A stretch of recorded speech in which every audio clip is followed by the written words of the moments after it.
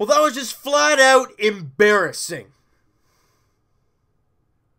The Leafs come out here on home ice after that really tough loss on Saturday against the Bruins.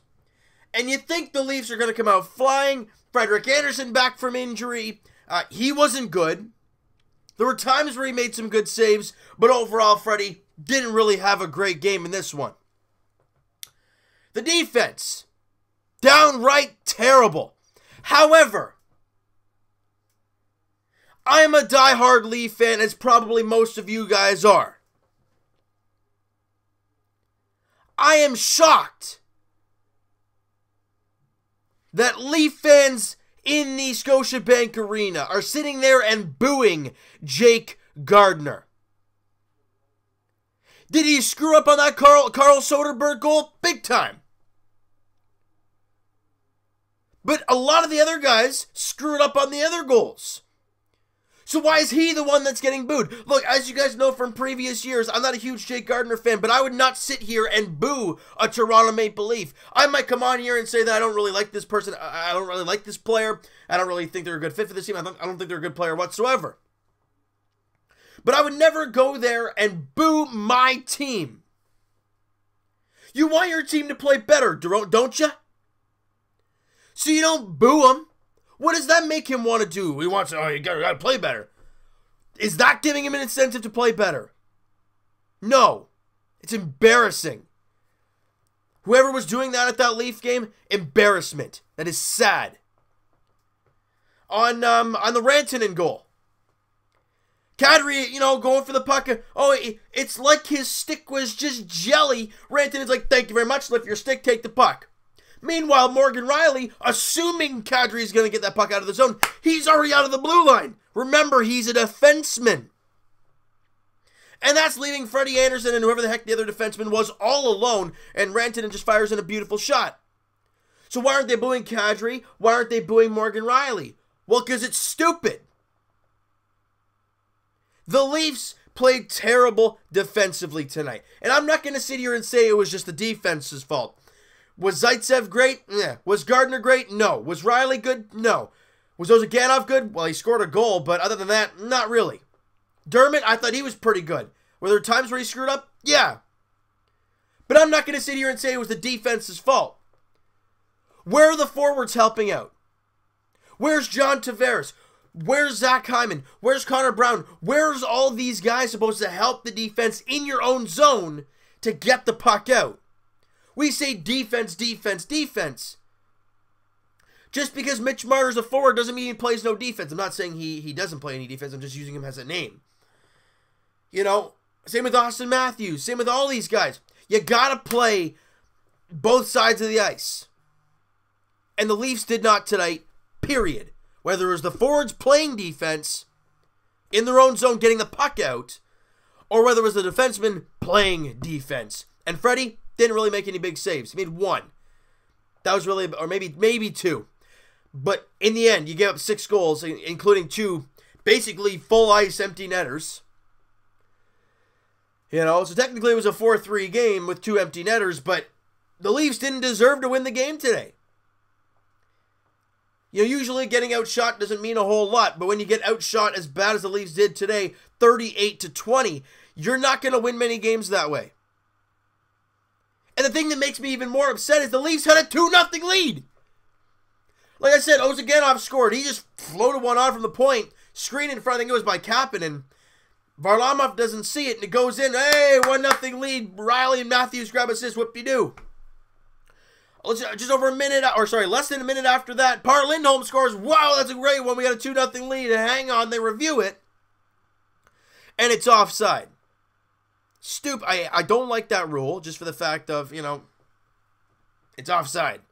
I don't like the rule because when referees probably get calls when they actually say it is offside, there's times where it's not. But you don't review that. You can't review that. So, we can debate about that, the whole review system all we want. Not long after that, though, after the goal gets disallowed, 15-20 seconds, Andreas Johnson gets the puck down low and he centers it to Kapanen, who scores, making it 2-0. Yeah, you're right. Or I guess I'm right. The Leafs have a 2-0 lead, and they found a way to squander it. Leafs lose the face-off. Landeskog back to the point. And Tyson Barrie, I don't know. That was a beautiful tip. Look, I don't blame anybody for this. I just say it was a beautiful tip from Landeskog, and it ends up in the back of the net. It was going like 5 feet wide, and he finds a way to tip it in the corner just below the glove of Freddie Anderson, just above the pad. It was perfect. And then the Rantanen goal happens, you know, and then Soderbergh shorthanded. Yeah, that Jake Gardiner blunder was shorthanded.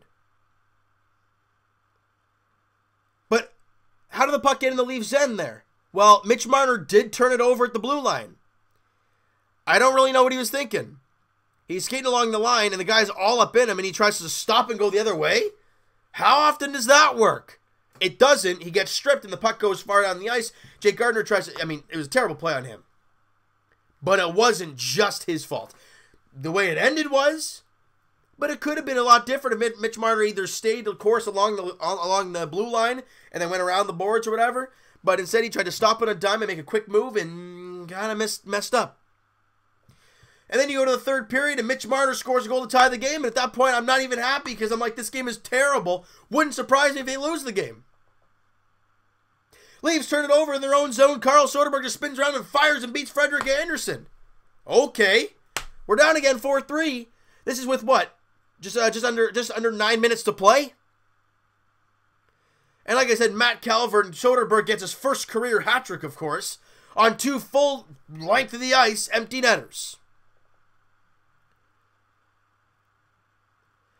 Tonight was embarrassing on the ice from the Leafs players' perspective and their play.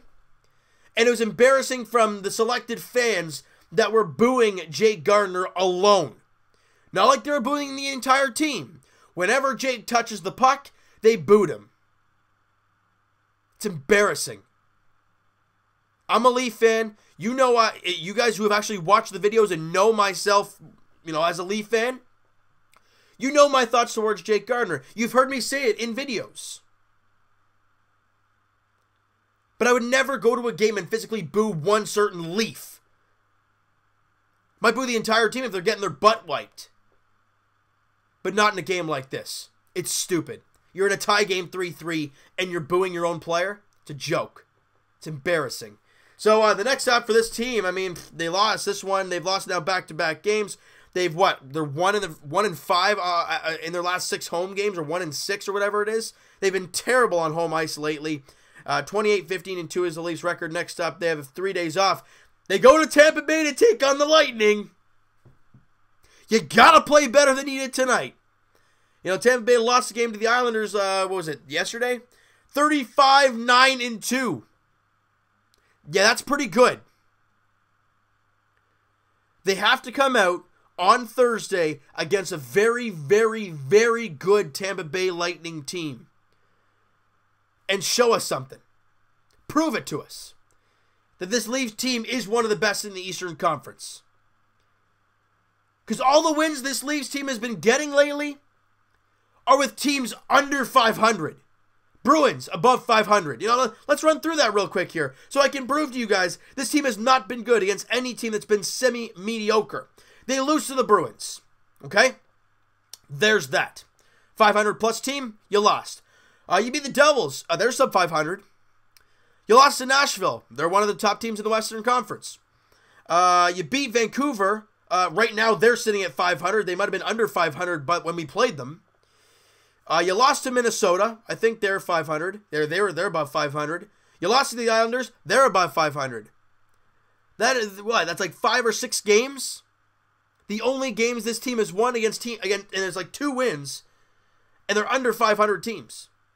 You beat Columbus in Columbus 4-2, and then in Detroit, and then in New York taking on the Rangers. But even Detroit and the Rangers are sub 500 teams. So the only team you've beaten over 500 since Christmas. Actually, you beat Florida. They're under 500. You beat New Jersey, under 500. Carolina maybe? Back near the beginning of December was the last time the Leafs actually beat a team over 500. That makes me a little worried. Great, you're taking care of business against the teams you should beat the snot out of. That's nice. But against teams like the Bruins, against teams like the Lightning, against teams like the Islanders and the Blue Jackets and good teams like that, you gotta find a way to beat them. That one Blue Jackets game on the road was the one game that I'm seeing as the one road game, or one game period against a team over 500 that the Leafs have won lately. You guys see that? It was like dust going in front of the camera. So it's sad. It's angering. Now, it's in that weird part of the season where it's right in the middle and it's boring time. All-Star break's not here yet. Trade deadline's not here yet. You know, we're right in the middle of the no man's land, really. And the Leafs aren't playing well. Now, the record suggests that they are playing well, and I understand, you know, you look at their last 10 games. Well, they're 5-5, so there you go. It's gotten worse. But you know what? We face the Tampa Bay Lightning next. I think you go down to play. Yeah, so back-to-back, you're facing the Florida Panthers. Is Florida even... I don't think they're a 500 team now. No, they're not. So there you go. I'm very intrigued to see what kind of Leafs team we see on Thursday in Tampa Bay taking on the Lightning. I don't know what we're going to see. I'm going to leave that up to you guys to kind of think what's going to happen. But for right now, I don't know what we're going to get.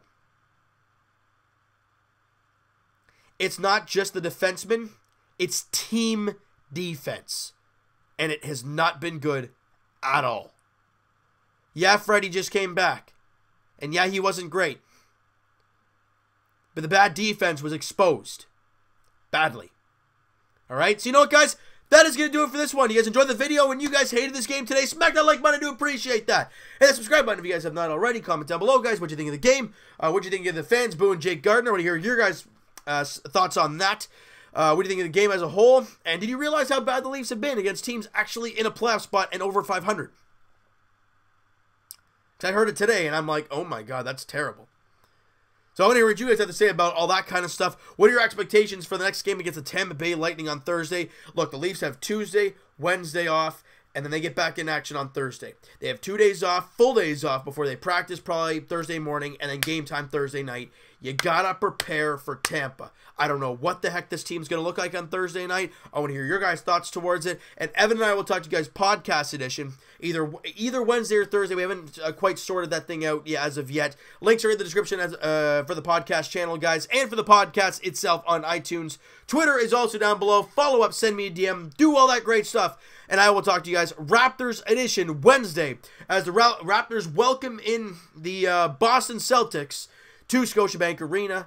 Wait, no, rewind. The Raptors are heading to TD Garden to take on the Boston Celtics, and the Celtics right now are probably going to lose their third straight game. They're losing by 7 to the Brooklyn Nets. Actually, they made it a really close game there in the fourth. But 45 seconds left. Looks like they're going to lose that game. That's their third straight loss. They'll only be 6 games over 500. They're not playing well. Kyrie Irving didn't play today. Who knows? He'll probably end up playing against Raptors on Wednesday, but that shouldn't matter. This Raptor team is good. They're getting healthy. They're feeling good. You got to find a way to come out there on Wednesday against the Celtics and beat them in Boston. It does not happen in quite a while. And as for a Toronto sports fan, period, can we beat a Boston team, please? And we'll talk to you guys Leafs edition, like I said, on Thursday night as the Leafs are in Tampa, taking on the Lightning. I don't know what to expect. I don't know if you guys know what we're going to expect. You know what we are going to do?